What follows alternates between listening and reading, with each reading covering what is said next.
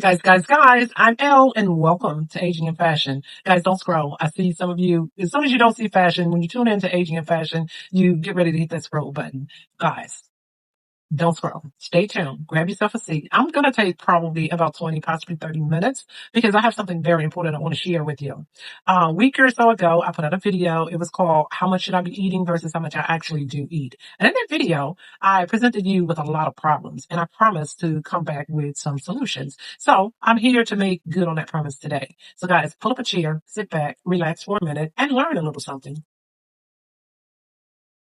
So guys, today I want to talk to you about weight loss and better health using the power of subtraction.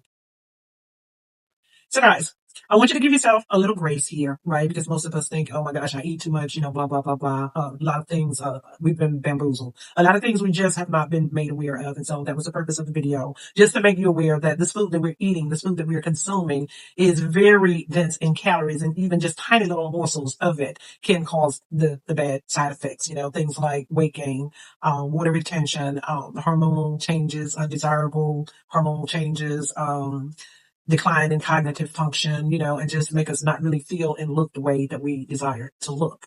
Food, again, is our medicine, yet we find ourselves complaining of all these things. We are having the body aches, we are having the weight gain, the water retention, the hormonal changes, the decline in cognitive function, and again, all the undesirable things. So now guys, we are also going to have to give our parents a little grace as well because they have passed these bad eating habits down to us, but they didn't know any better, right? They only passed what they knew and they only passed what they felt is love, in the form of sugar and little extra salt, a little extra seasoning. And basically also with the Industrial Revolution, the digital era and all the eras and all the mass, what should I say? Economic or political eras in our time have also brought us to be a generation of people or a society of people who want maximum results for minimal effort. And so food manufacturers recognize the need to produce or mass produce, make food available quick, fast, and in a hurry, also increase the shelf life. But in order to do that, they needed to add chemicals that they knew would be harmful to our bodies. So basically, we're not here to give them grace for that. Guys, as a result of becoming this society of people who want maximum results for minimal effort, we are finding ourselves turning to a lot of what I consider to be dangerous or risky methods of losing weight. We are surgery. We're losing lives to surgery every day. People are turning to injections. There's cryotherapy. There are pills that have been around. There are many methods. A person can sell you, oh my gosh, in a year's time, if you follow some of the methods that are being sold to us, you would need to increase your budget by thousands of dollars. As far as I know, the surgery known as BBL, or the transfer of fat, where they actually suck, the surgeries like liposuction, transfer of fat, those are thousands and thousands of dollars, and a good amount of us don't have the budget for that. And if we do, we find ourselves falling behind in other areas financially in life. And so, so I personally am afraid and cannot afford surgery. Also, surgery is one of those things that if you don't maintain, if you don't go back to the basics of just trying to eat or consume the right foods and exercise, then you're going to have to go back and repeat that surgery. And that is very expensive and very risky. Also, we're doing the injections. They are very expensive. I've heard people quote at least $500 a month. If I had $500 extra to spend, I don't really think that I would want to be using that budget I would want to be shopping. If I could spend $500 extra a month on shopping, and not just for the house. I mean, I would like to shop for my granddaughters. I have 3 of them. I love giving gifts. I love furniture. I love, all things for the house. And there's a lot that I could be doing with an extra $500 a month. And then there's cryotherapy. There's liposuction. All of those methods of getting rid of fat, prove to be very expensive, and they're just not in a lot of our budgets. And so this is why I offered a holistic and inexpensive, free, pretty much free, because what I suggest, or my method of subtraction, involves eat less, pay less, and weigh less. And guys, I would really love to be able to offer you some magic in a jar, but there is no magic. Let me just break it down. I don't know how much of your lifetime, you're not getting any younger. Let's just say this before we get into anything, or before we start saying, back to actually putting in work. Well, you're really actually going to have to put in some work. But the the best part about my method of subtraction is that you probably won't have to run a mile. You don't necessarily have to be in the gym, depending on the amount of weight. Now we know that if you start to lose in excess of 20 pounds, 9 out of 10, you're going to end up with some saggy skin. But it is good news to know that there are diets that, and methods of losing weight where, if you're doing a minimal amount of stretching, you can keep the muscle tone as you lose weight. Now, because I don't have an overnight sensation. I don't have some, witchy whatever. I don't have a magic pill in a jar, right? I'll explain. Okay, so guys, let's just get into this subtractive method of losing weight and maintaining better health, right? The first thing is that we need to reset our minds, right? We don't eat as a society, we don't eat for nutrition. We don't wake up in the morning and think about what our bodies need. We eat out of emotion and we eat for entertainment. And that is the first thing we need to subtract. I was watching a show. It's been a while back, right? I think it was one of the episodes of Sex and the City.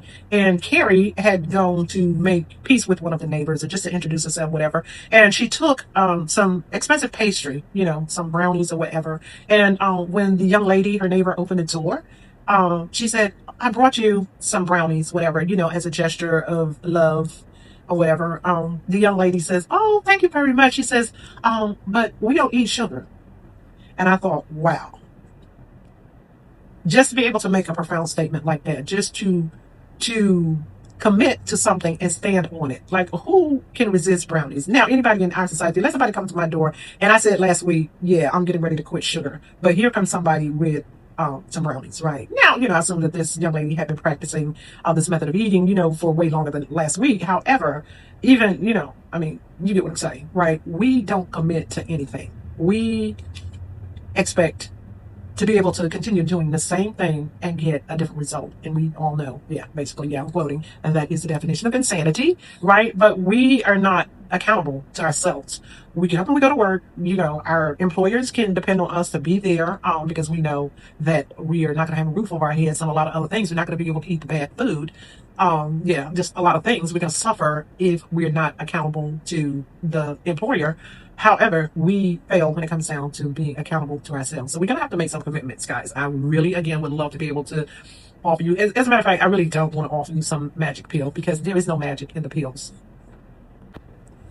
So, guys, we have to make a commitment, right? We're either going to continue to struggle with these same 20 or less pounds or 30, 40, 50, however many pounds. We are going to continue to let food control us, or we're going to start to controlling what we put in our mouths. Right? Simple as that.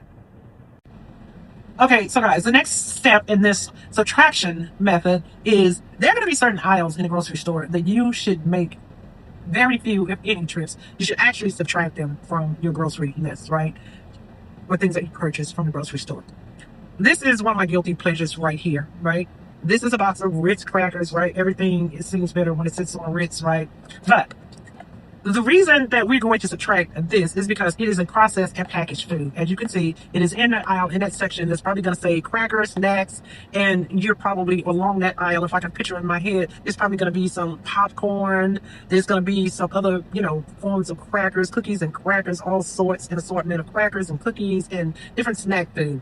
When we look on the back of this box right here is going to give us a breakdown of the calories. It's going to tell us here, it says that there's about 21 servings in this box. And what they consider to be a serving is 5 crackers, right?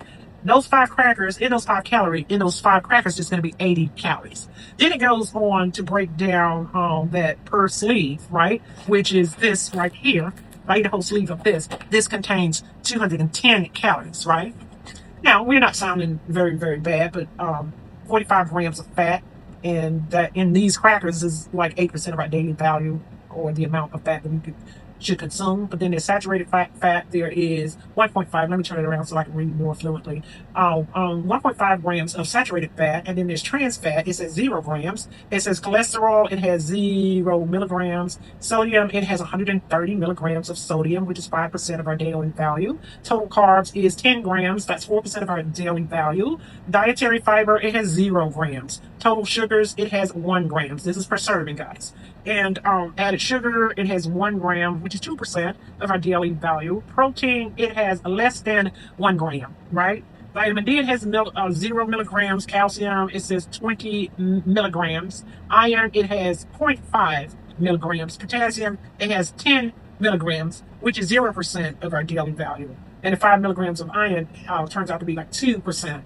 The 25 milligrams of calcium turns out to be 0% of our daily value, right?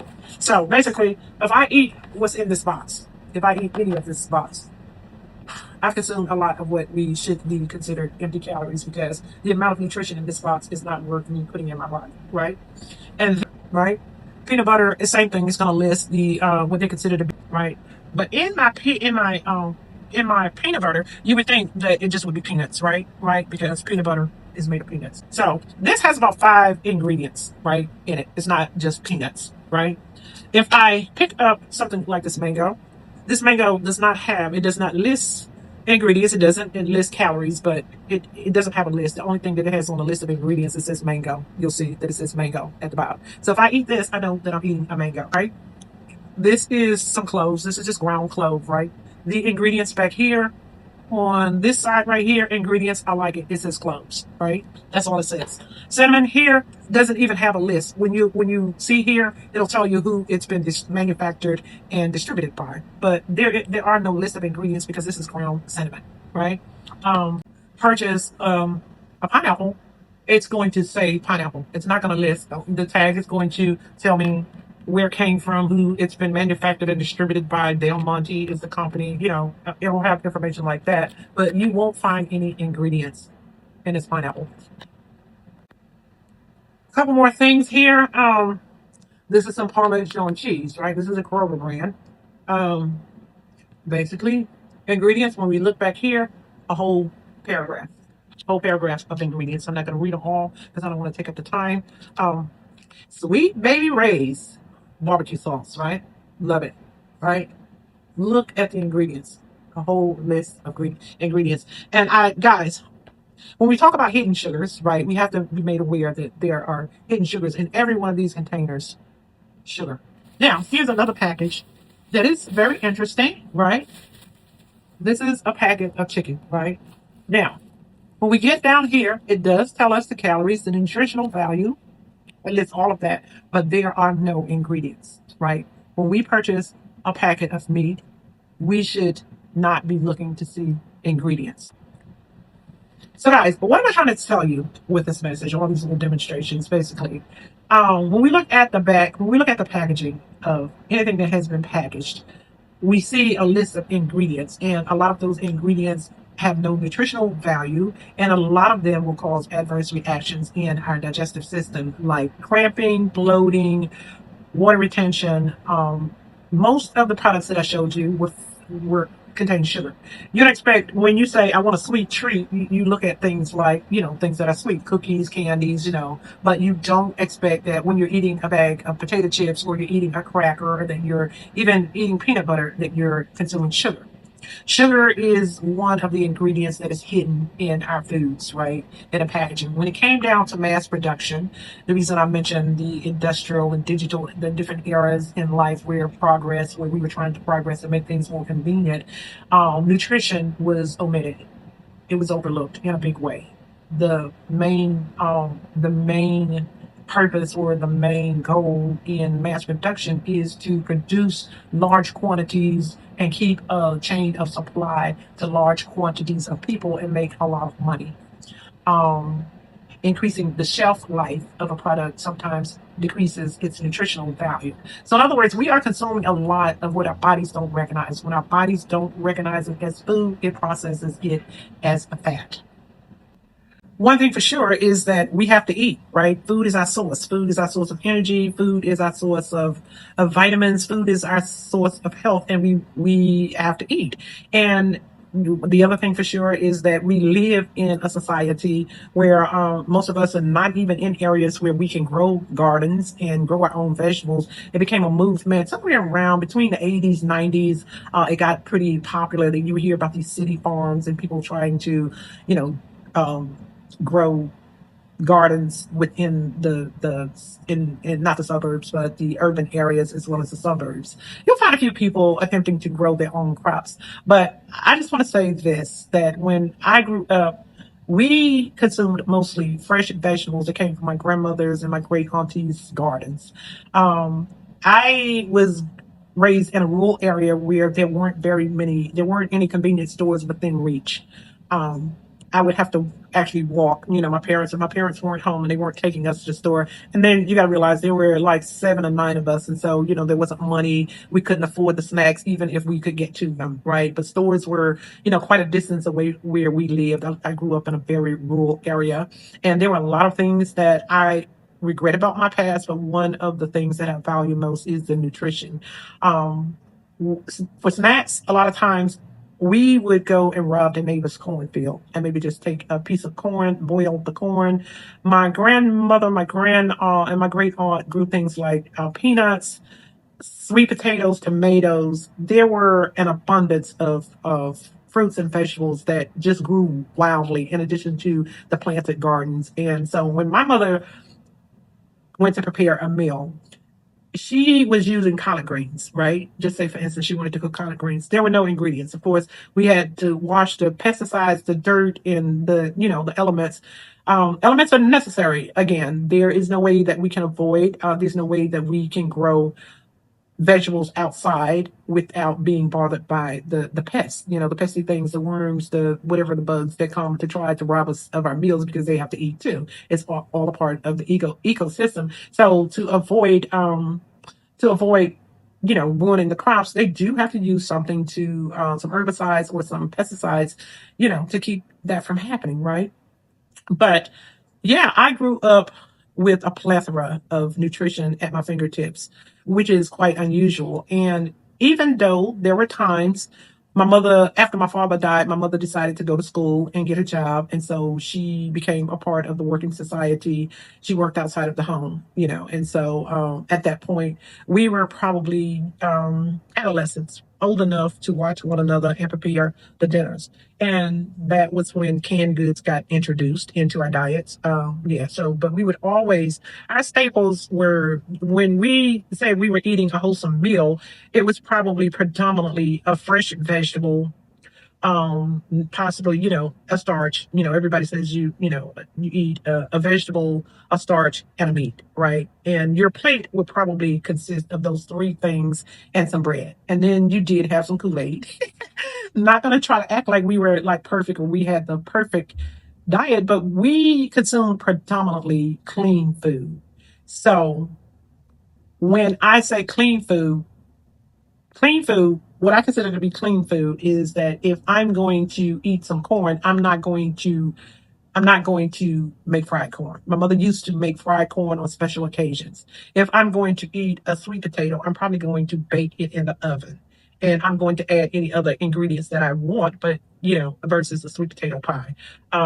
Casseroles, Alfredo dishes have become very popular in our society. Lots of people every time we go to a restaurant. And then the habit of eating in restaurants, right? We have to subtract that. We have to subtract that and let that be on a special occasion only basis. Some of us are eating out of restaurants, fast food restaurants, and even sit down restaurants a lot more than what we used to. The idea of an appetizer, I don't know who came up with eating a meal before the meal. I don't get an appetizer because when I go to a restaurant, if I don't have an appetite, what's the point of me going? So I don't see how I don't even know why they named it appetizer, right? Because that to me denotes that it's going to give me an appetite when in fact it's actually going to spoil my appetite. It's going to cause me to eat more food than what I would normally consume if I were just at home sitting down in my mother's kitchen where there was possibly some cornbread, some string beans, some kind of potatoes, and a meat and some Kool-Aid.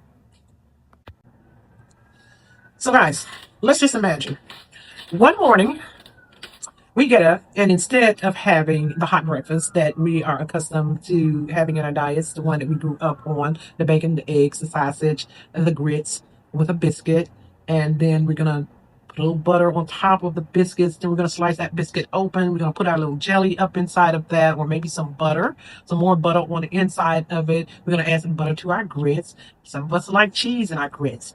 We're going to add cheese in our eggs because everybody loves cheese eggs, right? And then we're going to have a cup of coffee. We're going to have cream, and we're going to put some sugar in there, most of us, right? And then perhaps we're going to have some juice. And oh gosh, God forbid, some of us are actually having things like Coke and soda for breakfast, right? Picture this.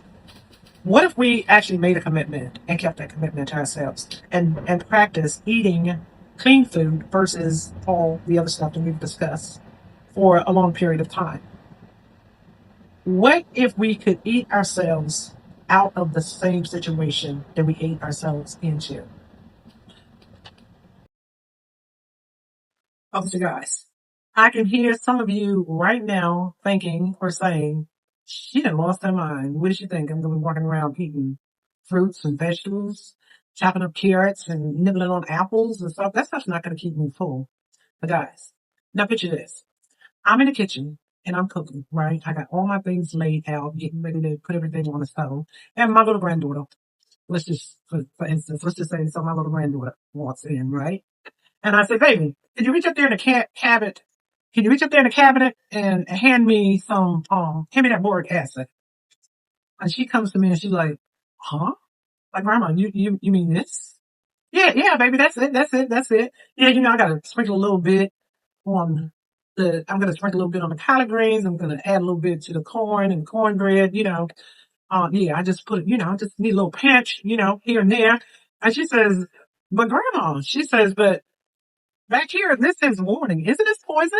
And I'll be like, yeah, baby, but don't worry, I just put a little pinch. I put a little pinch over here in the collard greens and I put a little pinch. And she's like, but for what? And I'm looking like, well, I mean, baby, it makes the food, but it makes the food taste better. And she's like, my grandma, isn't it going to kill me? No, baby, don't worry about that. It's not going to kill you. I'm just going to put just a little bit in there, right? You don't have to worry about that. My grandma, it says poison. Yeah, but I'm just putting just a little bit. I'm not gonna put enough in there to kill you. Not today. Anyway, like, you don't have to worry about that. And she's looking at me like, but what is it gonna do to me?